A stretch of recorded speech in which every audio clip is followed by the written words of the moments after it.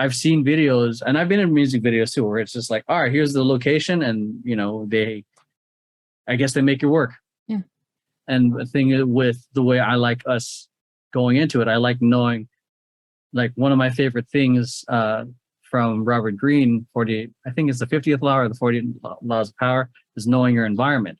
If you feel comfortable in the environment early on and get familiar with it, it won't be a shock to us prior. Or if we come with some sort of idea of shots that we want to do, we'll be able to be effective in our shoots. Because I've also been in videos where my call time was 8 p.m. and I didn't leave until 4 a.m. So, and it's like, why I sat around a lot. Yeah. So like, why am I here? Yeah. So, and then that's why like having a shot list, test shots, a previs, storyboards, that helps, like, as much as it sounds like it's a lot, it helps us for shoot day be able to get things done, in 3-4 hours, because there is a thing called diminishing returns. So like, we don't want to be there for 6 hours and feel like, 6 hours and just be, the energy and excitement's there. And then it dies. Yeah. And then the return on investment of being creative becomes, is more of a chore rather than exciting.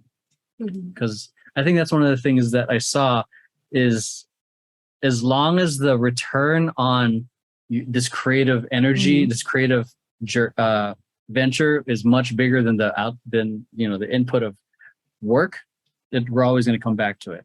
So that's why people like doing the long rehearsals. Like they'll rehearse for like 5 weeks for the 4-minute set. 4-minute set. Just for that rush, because with that high of the event, the performance, everything else, the experience. So it's got to be the same especially for this. So yeah, and I felt that.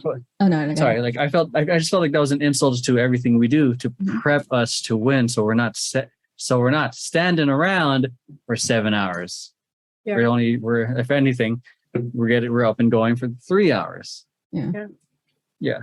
And even then, that prep time in what they were doing, and even in rehearsals, because you can count for all the projects that we have, you can count the amount of rehearsals that we have on one hand. Exactly.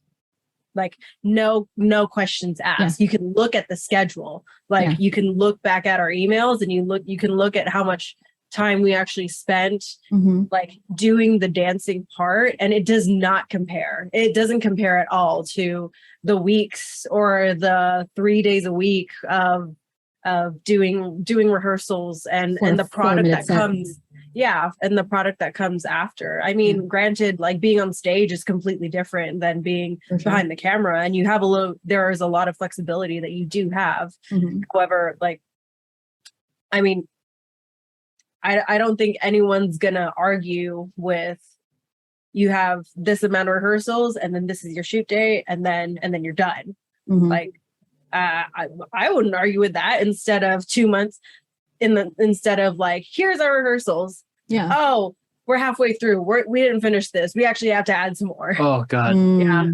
So yeah, because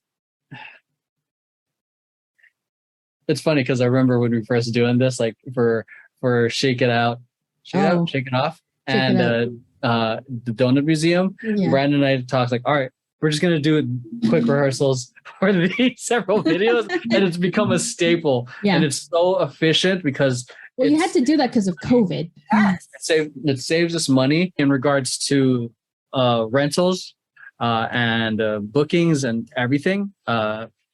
If we were going to do this more like, let's rehearse every week, that's where I may consider having everyone pay. But again, it goes very much against my belief of like, if this is going to be a professional company, like we're not paying for rehearsals. I have these thoughts of having us train weekly because I feel like that's what makes us more succinct, or in terms of the dancing, unless there was like an intention of the rehearsal that day. I was like, oh, we're doing breaking training. Hell yeah. Oh, we're doing whacking training. Hell yeah. Like there's training. But if we're not, but there's other rehearsals where I was like, we're rehearsing, but there's no show coming up. Why are we here?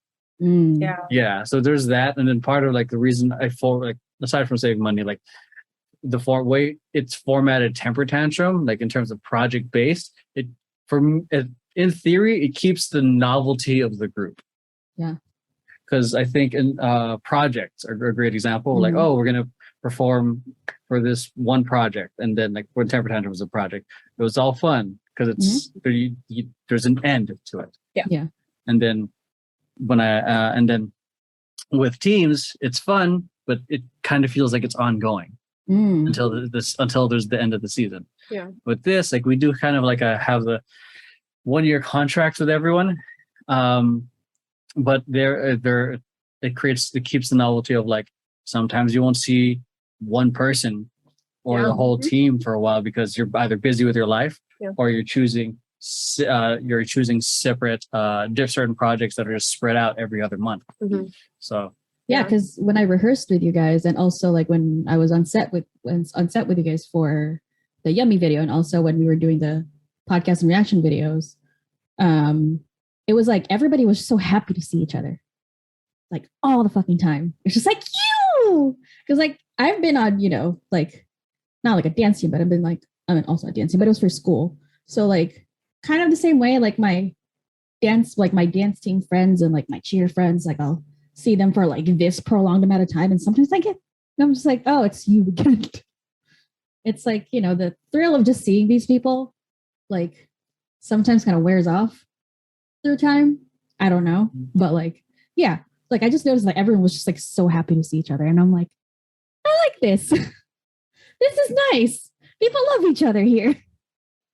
Yeah, I think because I've been on both like Temper Tantrum, and I've been on like collegiate dance teams where we do have weekly rehearsals, and I think I'm pretty thankful to say that I was happy at every rehearsal. Like I was one of those like there of course there are always times where you're like, oh, that rehearsal, I don't know about the rehearsal, but not because of the dancing. It was because of like certain things like maybe didn't get done, and then like so like different things going on the outside affecting the inside, shit like that. But thankfully dance has never been a place where I've dreaded to go.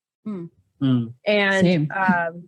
And I'm very, very grateful because I would not go anywhere where it's like this is not a good vibe, because I don't have room for that. No, life is way too short for me to willingly put myself into something that's stupid.